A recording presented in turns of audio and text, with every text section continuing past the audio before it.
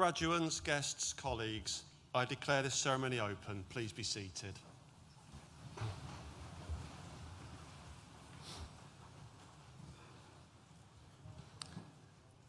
As Director of Finance, I welcome you to this graduation ceremony for students from the School of Arts and Humanities.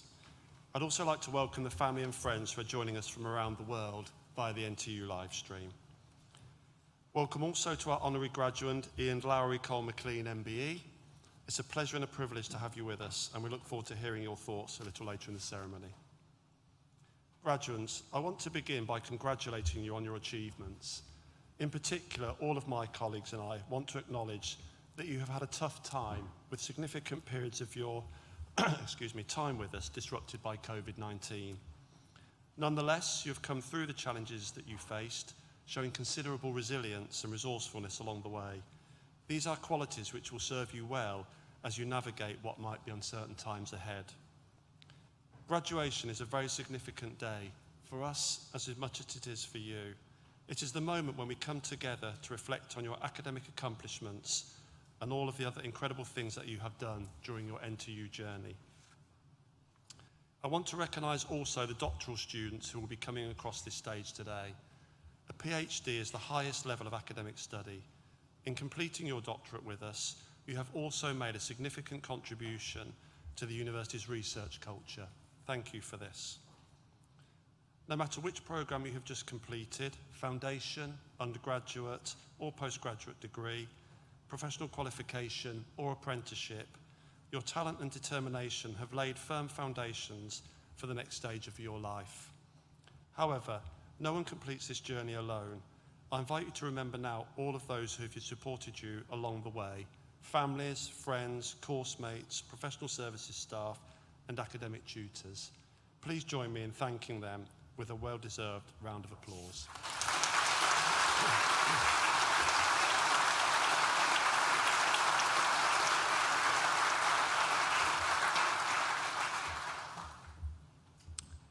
These ceremonies also give us the opportunity to reflect on the university's world-leading research, our commitment to ensuring our graduates are equipped for the world of work, and our ever-expanding network of international partnerships. I will highlight just a few of these.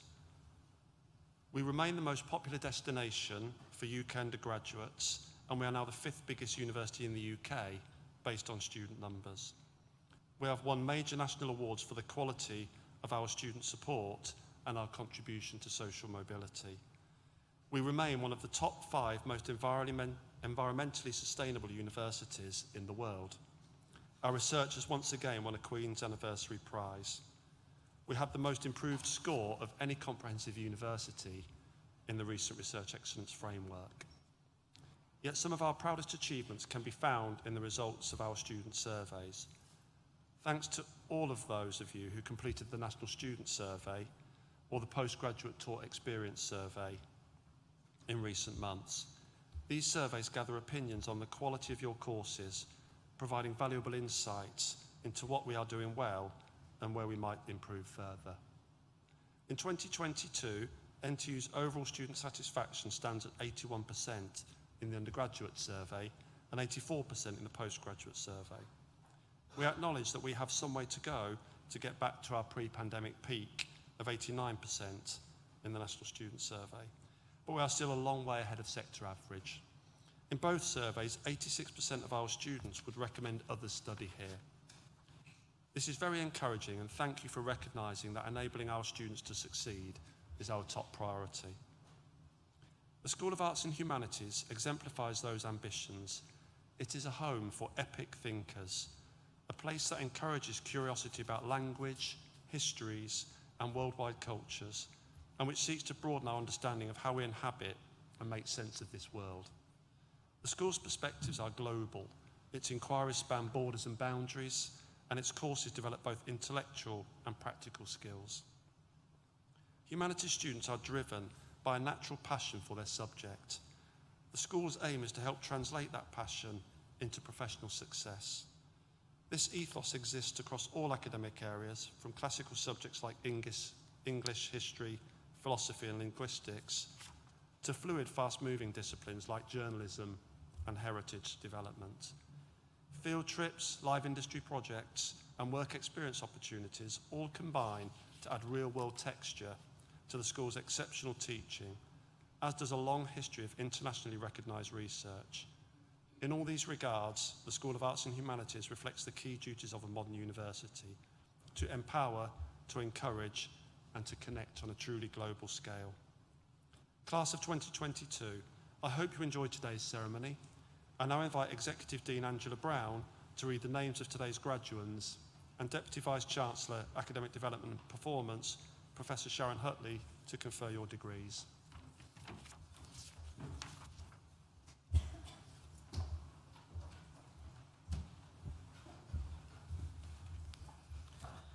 I now invite the stewards to bring forward the first group of graduands.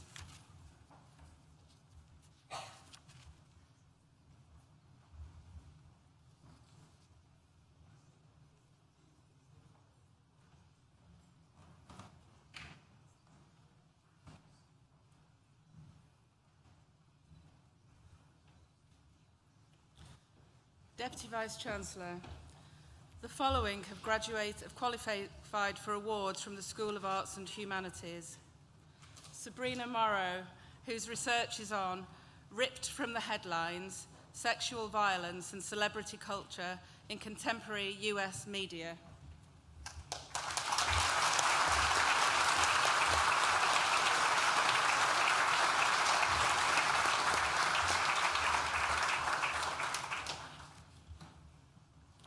Richard Bromhall, whose research is on Refiguring Class, the Precariat in Contemporary Writing about Britain.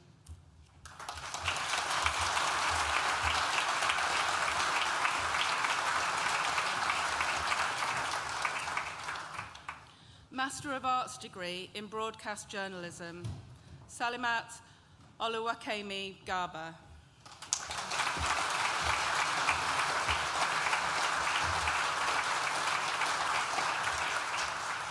Yadan Luo.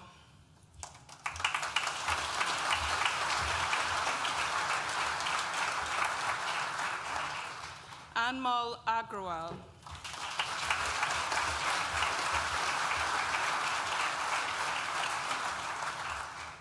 Master of Arts degree in International Development, Arefa Aruna.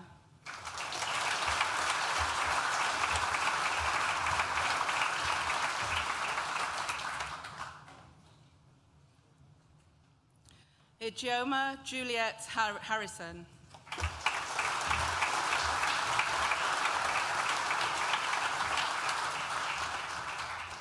Jacob Amudiaga Igodea.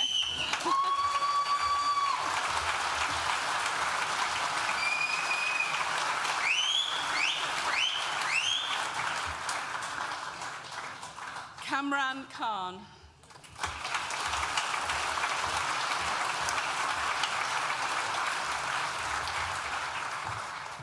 Emmanuel Nuamo.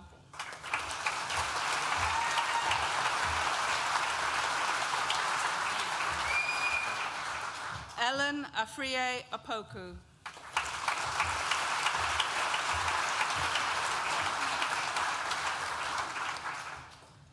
Master of Arts degree in Museum and Heritage Development, Hannah Charlesworth.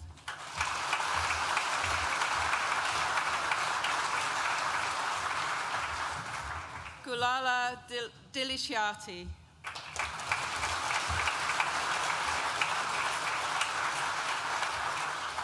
Alfred Horsley.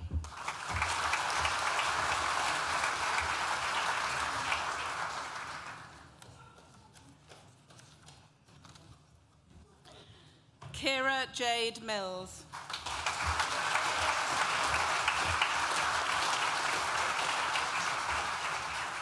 Holly Walker.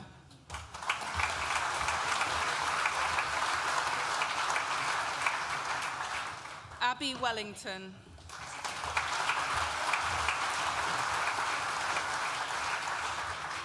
Katie Woolley.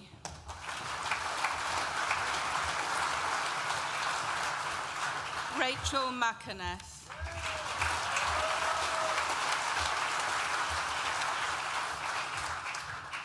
Bachelor of Arts degree with honours in broadcast journalism, Megan Atkinson.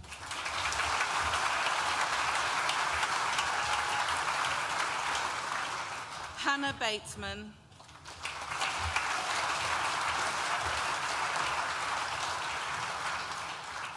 Blasiana Benjamin.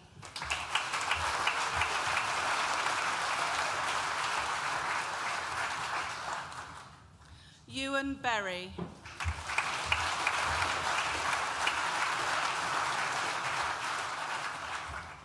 Imogen Brewer.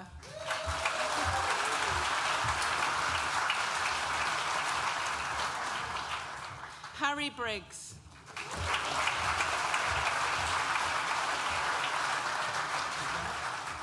Erin Chastney.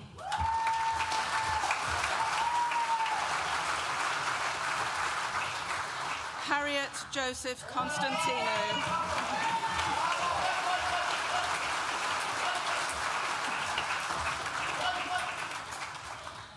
Lara Davis.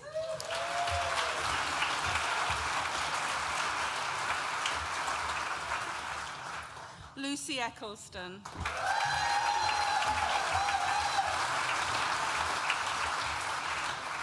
Megan Edwards.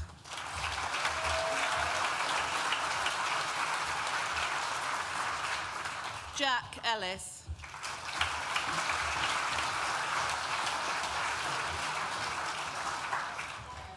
Samuel Finnan.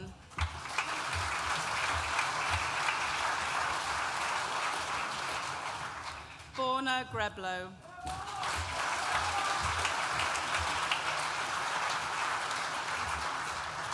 Bethany Hall.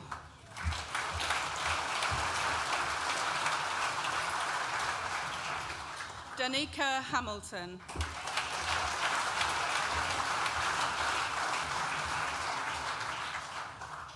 Joseph Leighton Hennessy.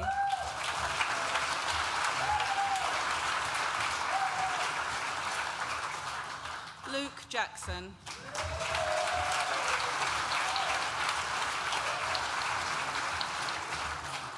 Libby Jarvis.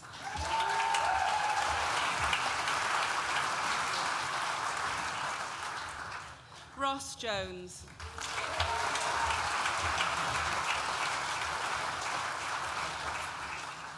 Adrian Kitter.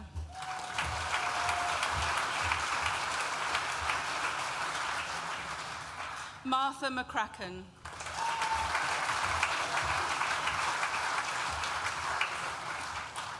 Tara McGrory White.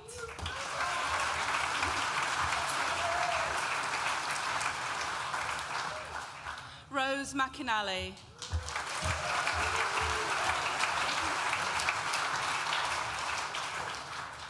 Alexandra Mills.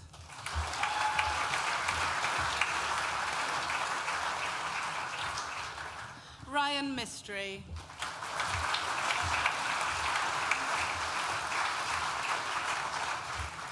The next student also receives the BA Broadcast Journalism Prize, Connor O'Grady.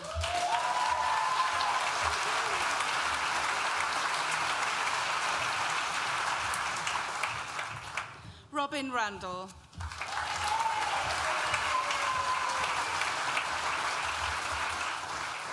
Grace Reddish.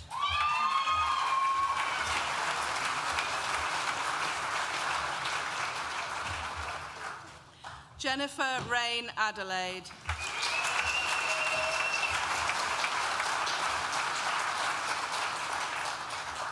Robin Sargerson.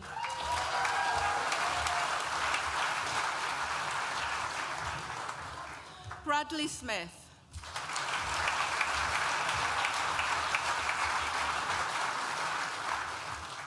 Daisy Smith.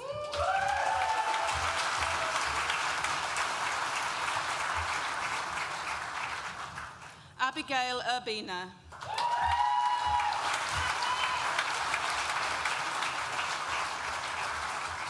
Navethra Volmer Urgan.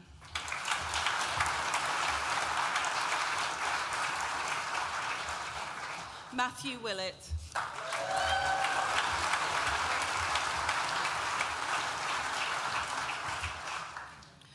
Bachelor of Arts degree with honours in Communication and Society and Film and Television, Chelsea Noble.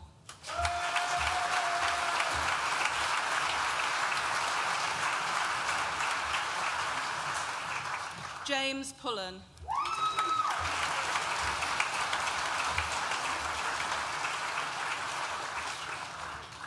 Oscar Raban.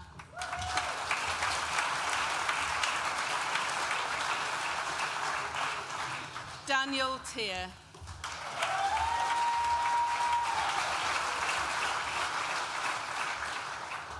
Bachelor of Arts degree with honours in Communication and Society and Linguistics, Megan Batacci.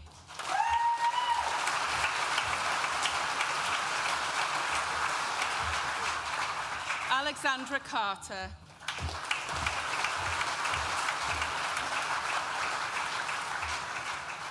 Oliver Davey.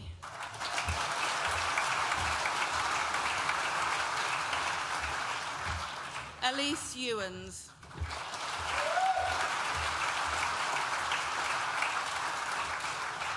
Zoe Haynes.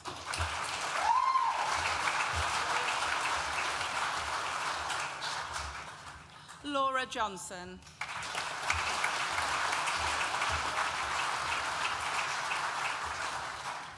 Poppy Lacey.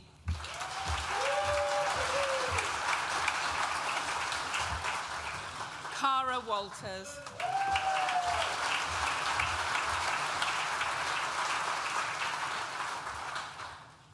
Deputy Vice-Chancellor, I also confirm that Katie Mortimer qualifies for the award of Bachelor of Arts degree with honours in Communication and Society and Linguistics. Katie was diagnosed with leukemia during the final year of her studies. This has meant prolonged periods of intensive chemotherapy and hospitalisation. Katie has shown courage and fortitude throughout, maintaining her commitment to her studies and meeting all of her assessment deadlines. Ongoing treatment means that Katie is not able to join us in person today, but we, as well as Katie and her family, wanted to celebrate her achievement in the ceremony today. Please would you all join me in congratulating Katie on her achievement.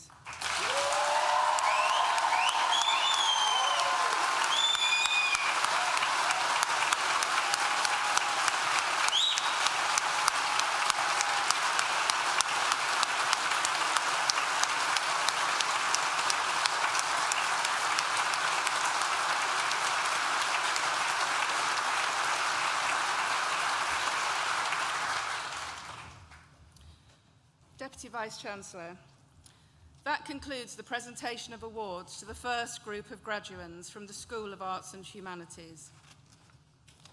I am pleased to invite Sarah Baldwin to the stage to give the oration for our honorary graduand, Ian Lowry, Cole McLean, MBE, and to present them to the Deputy Vice-Chancellor to receive the award.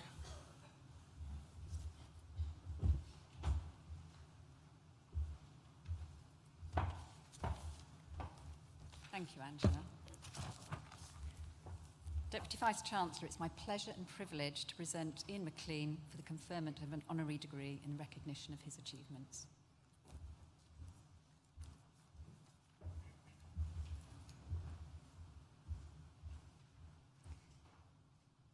Nottingham Trent University introduced this award to recognise the vital role that leaders in our business community play in professional successes and their contribution to society. Ian was born in North Carolina and is the son of a British father and American mother. He grew up in the carpet mill town of Halifax in Yorkshire, where his father and grandfather both worked in the carpet industry, and went to school in Yorkshire and Berkshire. He has an MA in Geography from Cambridge University and an MBA from the Open University. He's also supported other higher education universities, including the University of Arts London, where he helped them to acquire funding, both for research into fashion and textiles industry and specific projects to help UK textiles manufacturers. Ian is currently the Managing Director at John Smedley Limited, established at the beginning of the Industrial Revolution in 1784. The manufacture is 237 or 38, we're not sure, Ian, years old this year, and still makes all of its fine knitwear in 2 factories in Derbyshire and South Yorkshire. In its long history, John Smedley has remained a British family-run business, now managed by Ian, an 8th-generation member of the Smedley family.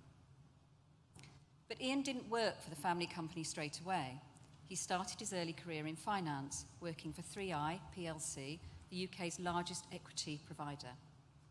Following this, Ian began 14 years with Orvis, a multi-channel retailer of outdoor apparel where he led buying and sales teams throughout the US and the UK. The brand saw rapid growth under his leadership, expanding from 24 to 27 shops, and Ian ultimately took charge of sales and marketing within the UK.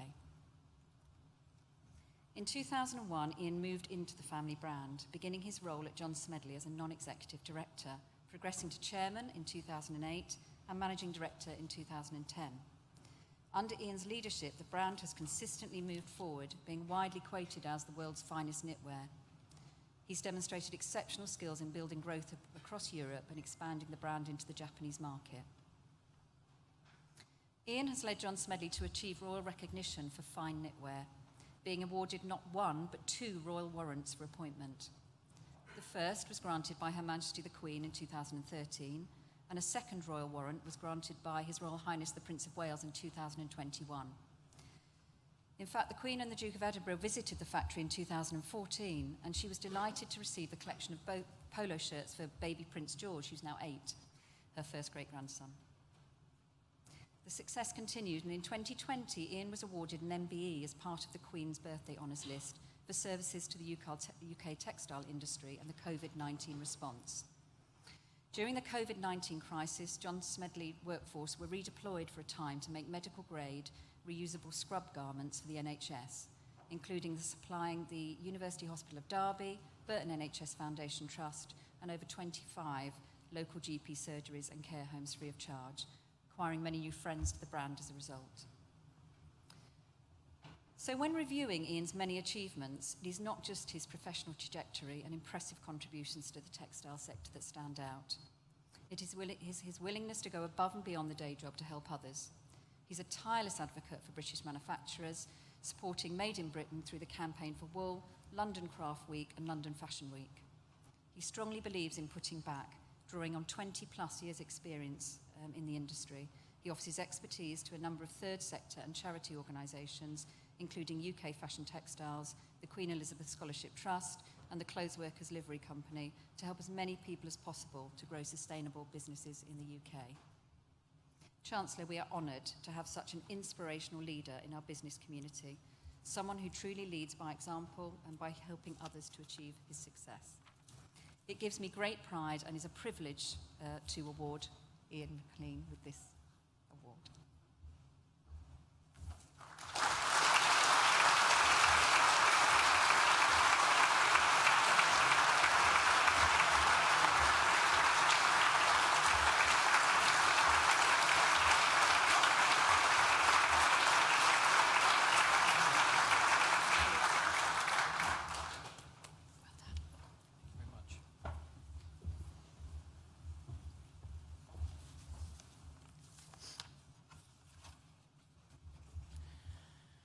Wow, I almost recognise myself in that speech. Amazing. Thank you very much, Sarah, for both writing and reading my citation. It's a very great honour to come to Nottingham Trent University today to receive my honorary degree. And I would like to also thank the Vice-Chancellor, Edward Peck, the Deputy Vice-Chancellor, Sharon Hutley, and the university's other members of the Board of Governors for inviting me to accept this award. I'm most humbled and delighted to do so, as I never thought that someone like me could be on the receiving end of such an amazing thing. After all, it was only just last week that a certain Naomi Campbell also received an honorary degree from a London university, and she's far more gorgeous and famous in the British fashion industry than I will ever be. You've made your decision, Sharon, so too late, sorry. When I thought about what I would say today and coming here, my citation is to do with the British textile industry, which is a lot smaller today than it was 40 or 50 years ago. Globalization has changed the game for manufacturing in the UK, and most textiles are made abroad. But a few of us still exist in the UK, and today I was able, when I got dressed, to wear all of my clothes are made in Britain, even my shoes and my watch strap. I think the only thing that isn't is probably my mechanical watch, which was made in Switzerland. So we are still here as a textile industry, and actually one of the things I forgot to tell Sarah when she wrote her citation was that we too have worked with Nottingham Trent University on many occasions on projects to do with textiles and knitting. And in fact, 2 of my design team are graduates of this university who've come from Nottingham Trent to work for me over the last few years. And they're all brilliant. Receiving this award now, some 32 years after my own BA ceremony, has given me pause to think about the privileges afforded to me by my academic education and how much more I have learned since then. Education, as we will all know, because I see many families here today, not just the graduates, but their parents and grandparents and brothers and sisters, is a family affair. And I must confess to having a full doctorate already in being the embarrassing dad. I have my family here too with me. Our whole household, probably like many of yours, runs the full gamut of education experience. I bow low to my wife, Jessica, who spent 5 years researching and writing her PhD thesis on high-temperature superconductors, and I still have absolutely no idea what that means. I also bow low to my elder daughter, Miriam, who took her A-levels through the COVID period, which was very disruptive for her education here in Nottingham, but got very good grades and has now completed her first year of undergraduate studies in business at Warwick University. My university didn't offer business studies when I studied, so I'm very envious that she will come out of university with a lot more business knowledge than I will ever have. And I also bow low to my younger daughter, Dorothy, who next term in September will begin her 2 years of GCSE studies and start to specialize in subjects that she likes, including Spanish. Today, I also spoke a bit earlier to my father on the phone, who lives in Herefordshire. He's 83 next week, and he studied law so long ago that everything was in black and white then. And he said to me he was aghast that I could graduate here today, as he put it, having done absolutely no work at all. How things have changed and how things stay the same.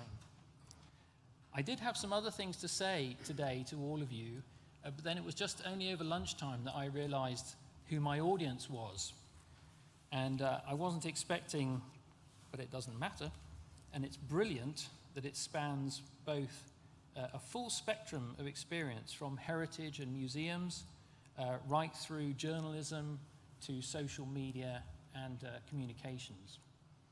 This is very interesting. So I'm going to change what I was going to say something else now, because John Smedley, as you've heard, which is my family business that I run, and I'm very privileged to do so, is kind of a crucible of many of these issues all in one tiny little business. Being a 238-year-old business, we have a very long history and a very large archive of historic garments and documents. We have an archivist who has catalogued our garment collection, and we have over 15,000 pieces of knitwear going right back to the 1850s. Probably the largest collection of textiles in the whole of Europe. And speaking to and our ambition for that collection ultimately is to open a museum in Derbyshire of our collection and our history, which we will do in the next few years. But what that teaches me is that thing cannot be just an archive in its own right, or a collection of historic garments. It's there to tell stories, and that's where we link through to journalism, because so much of what I do in my business, to keep it going, to keep it relevant, to keep it modern, and to keep people buying our knitwear, is to tell the stories around our garments. And we have many of them, and we research them, and it helps to promote our brand. And then, looking forward into the future, of course, there is all the history back there and all the heritage and all the historic garments and all the stories around them. But you can't stand still in business.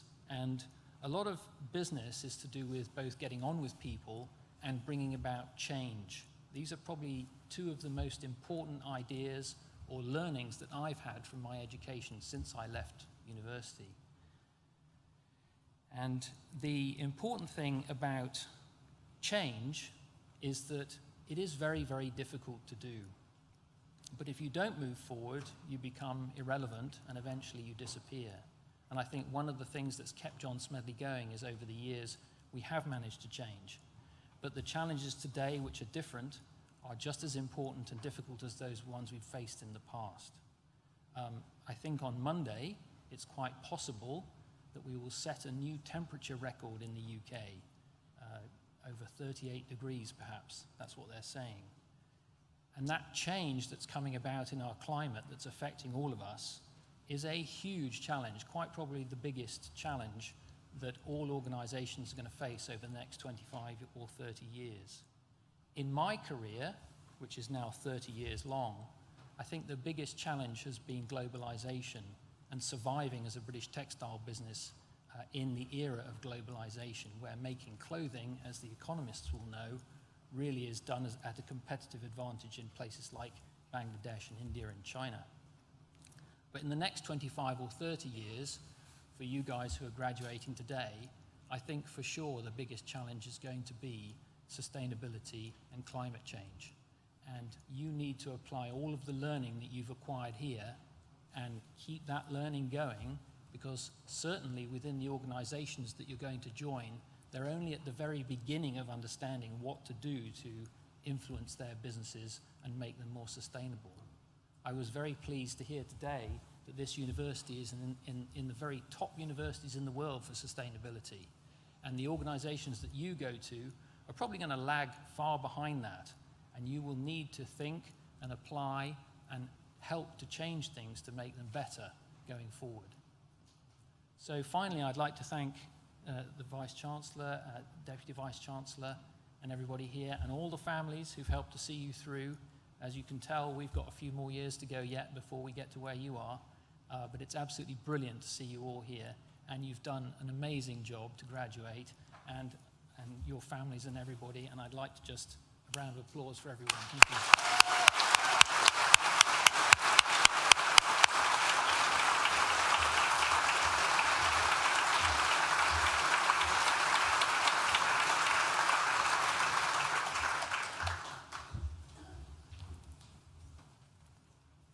I now invite the stewards to bring forward the second group of graduands.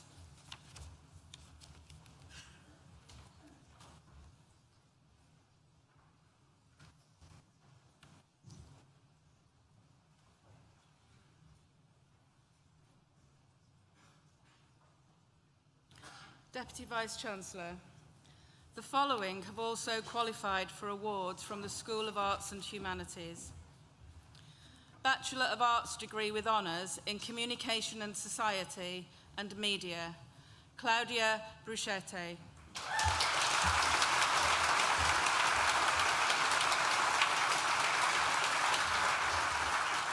Gracia Carr.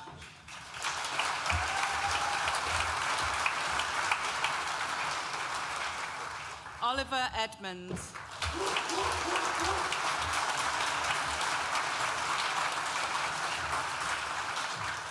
Bethany Ferneyhoff.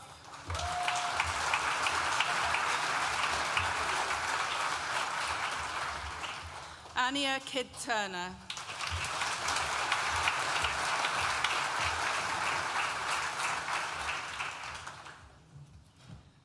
Dora Kish.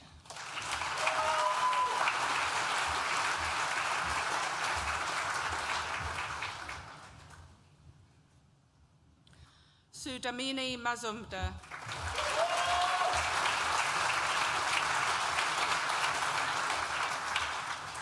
Neve Roche.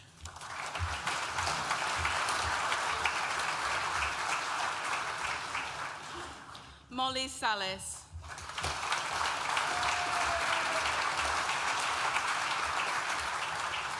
Julia Searcy.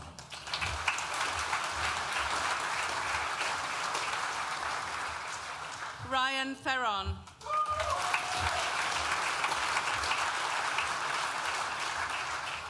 Lucy Torr.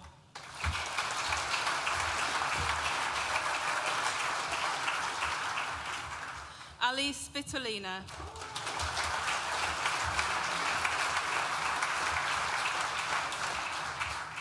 Bachelor of Arts degree with honours in Communication and Society and Philosophy, Adam Kenny.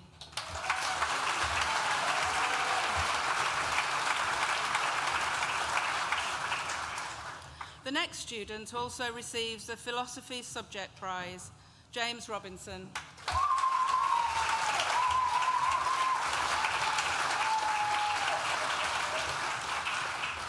Eleanor Stevens.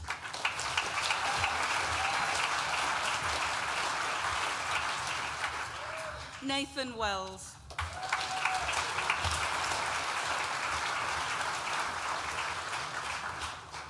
Bachelor of Arts degree with honours in Communication and Society and English, Eleanor Donoghue.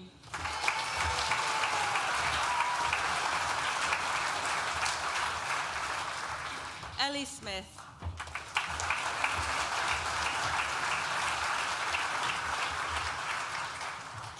Bachelor of Arts degree with honours in Communication and Society and Global Studies, Gamil Brown.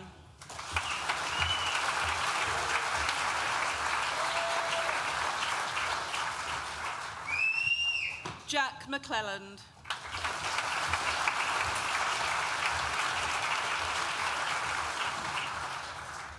The next student also receives the Global Studies Subject Prize, Alice Robertson.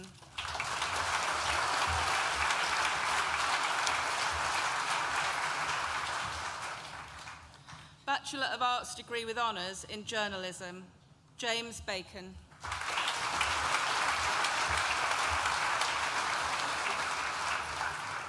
Ishmael Bangura.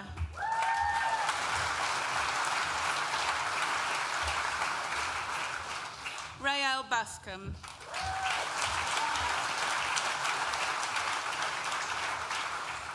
Isabella Beardsmore.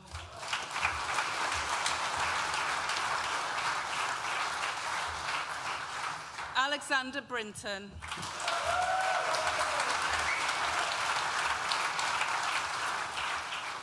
Elena Broder.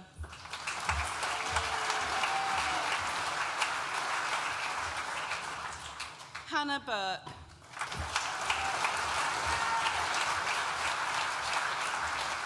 Marta Quebeca Tavares.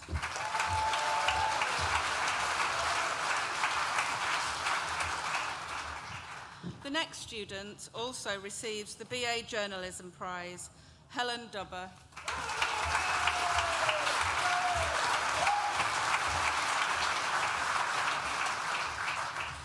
Megan Duffy.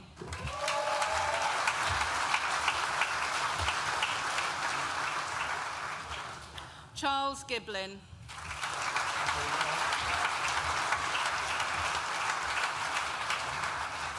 Katie Green.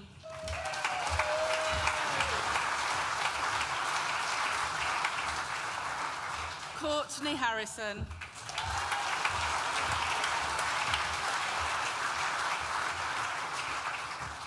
Elliot Hill.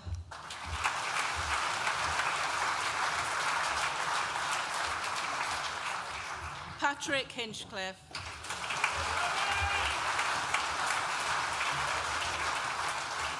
Charles Hooley.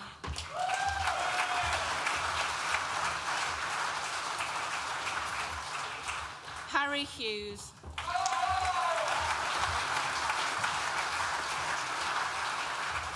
Matthew Lee.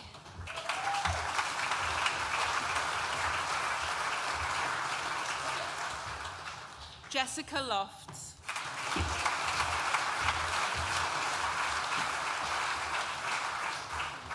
Max Martin.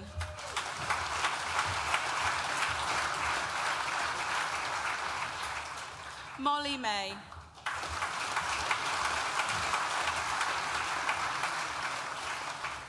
Sophie Newsome.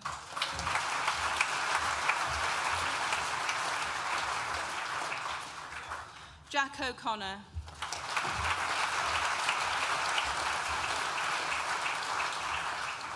James Parkinson.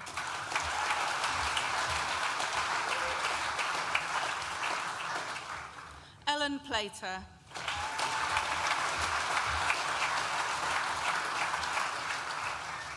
Jack Proverbs.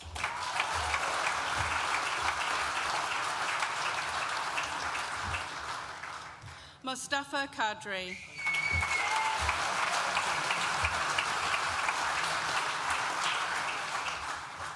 Florence Ripley.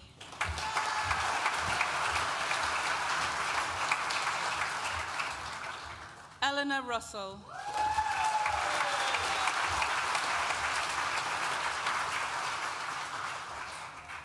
Cameron Rutherford.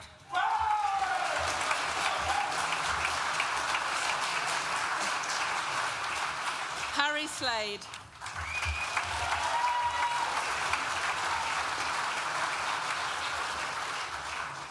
Dominic Smith.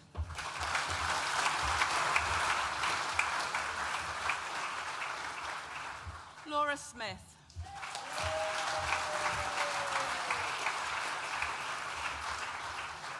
Maisie Southern.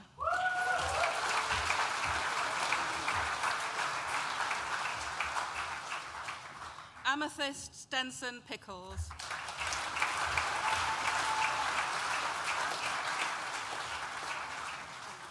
Emma Tapp.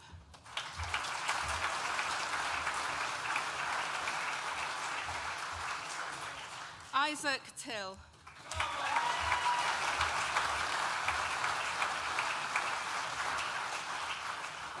Peter Trifunovic.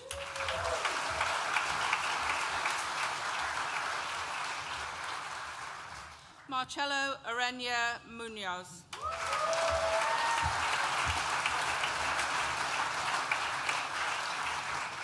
Isabel Varley.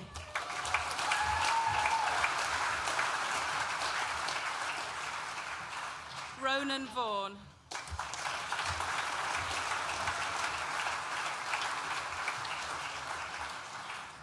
Kirk Vera.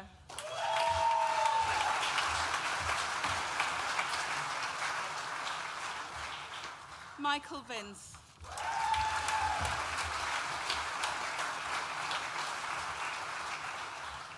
Lauren Watts.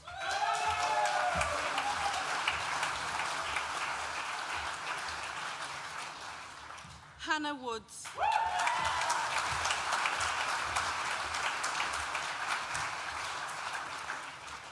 Millie Yeoman.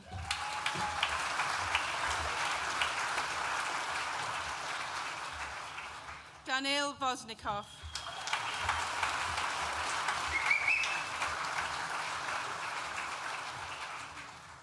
Bachelor of Arts degree with honours in Mandarin and TESOL, Lisa Wan.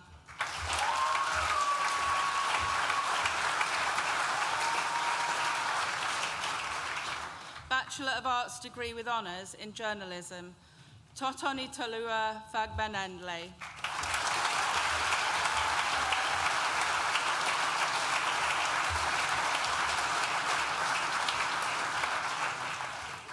Deputy Vice-Chancellor, that concludes the presentation of awards from the School of Arts and Humanities and concludes the presentation of awards to graduates at this ceremony. In absentia, Deputy Vice-Chancellor, I invite you to confer degrees on those graduates who have not been presented to you in person, but who have indicated that they wish their awards to be conferred in their absence. I certify that these graduates are worthy of their degrees, and I stand as proxy. Jack Proverbs, who earlier received a Bachelor of Arts with honours in journalism, will now propose the student vote of thanks.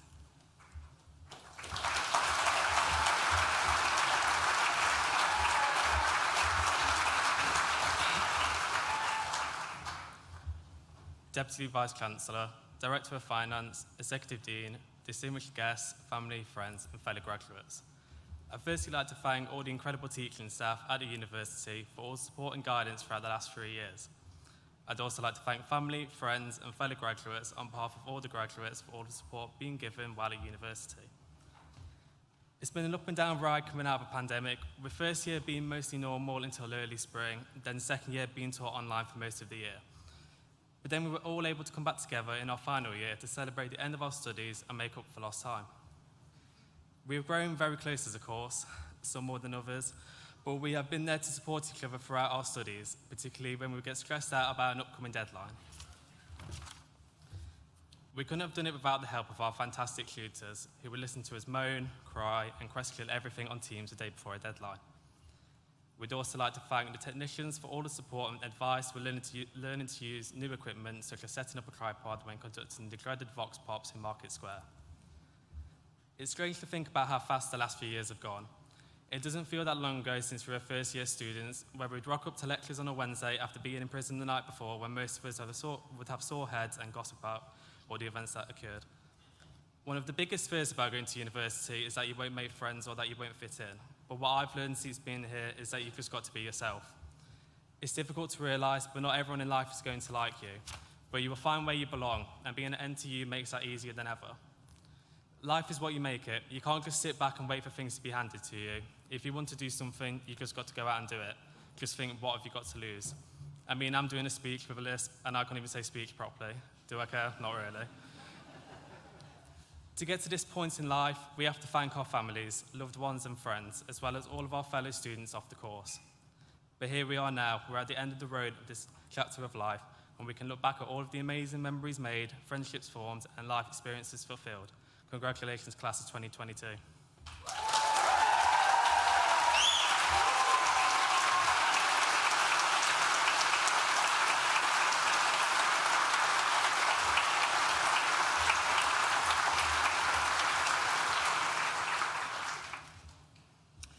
Well, graduates, guests, it falls to me to say a few words to close this ceremony, but let me start with some thanks. And first of all, thanks to Jack for that amazing speech.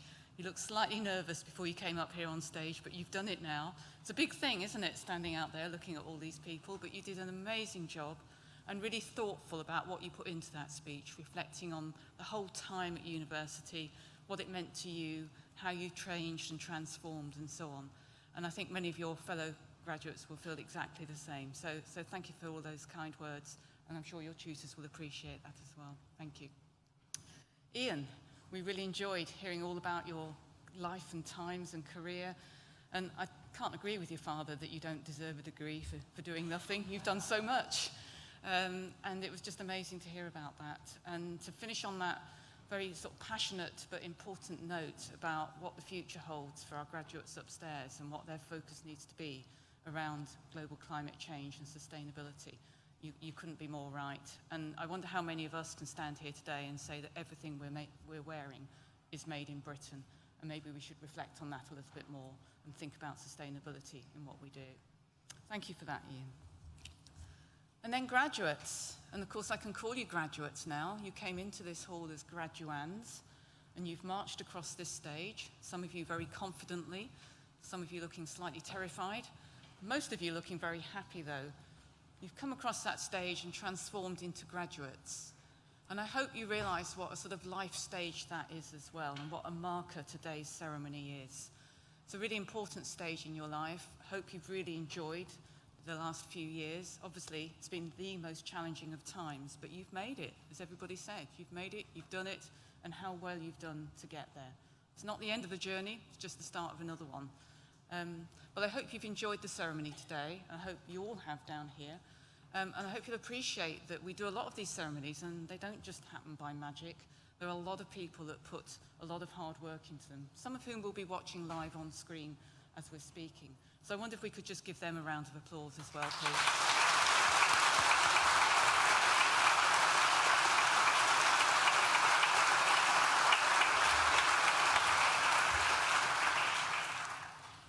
So as students, you are the beating heart of our university, and in many ways of this city of Nottingham. However, your contributions did not come just in your lecture theatres, seminars, studios and laboratories. You also undertook placements that made local organisations more effective. You took NTU to the top 10 in the University Sports League. You ran societies linked to your subjects, and you made the Global Lounge the vibrant place that it is known to be around the world. And beyond our campuses, you played sports for local clubs, helped young children with their reading in schools.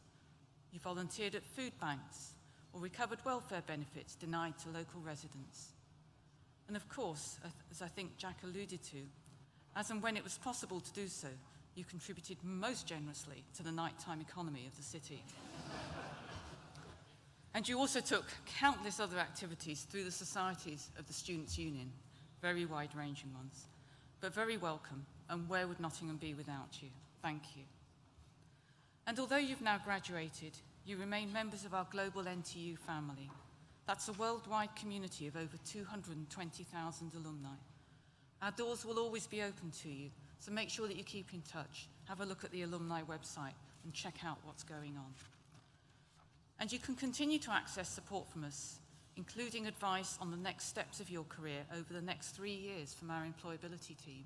So if you're not yet sorted about what you're going to do, please do get in touch. Or if you don't like what you're doing over the next few months, get in touch. We're here to help you. And in time, consider how you too could help future generations of students, just as some alumni will have helped you through offering lectures, placements, and careers advice, and by helping to fund our scholarships, facilities, and research. And when the time comes, and it'll be in just over a year, we encourage you to complete the Graduate Outcomes Survey. Now, surveys are tiresome, aren't they, when they drop into your inbox, and most of the time we just delete them. But this is a really important survey. It's a national one, and it will be telling us what you're doing 15 months after you graduate. That's really important and interesting for us, but it's especially important for the students that are following behind you, so that they have something to aspire to about what they might go on to do after their degrees. So please don't ignore that one. Let us know what you're doing. But that's all for the future. And now's the time to enjoy your success. Great timing. You've just had a nice lunch, I hope. Now you can go off and have a few refreshments, and then you've got the whole of the rest of the afternoon and evening ahead of you. And in a few moments, I'll invite you all to join us for celebratory refreshments in the Newton building over the road. But I think I'm going to go back to Ian's speech just briefly, actually, because you talked about being an embarrassing dad. And I don't think you were embarrassing, although your daughters did look a little embarrassed at one point, I have to say. But I think there were a few more dads in the audience who were trying to be embarrassing, but that's great, because you're really here to celebrate the achievements of the graduates upstairs. So I think it's time now for one last huge round of applause, whooping, cheering, stomping, whatever you want to do, to congratulate all those hard-working graduates upstairs. Go for it.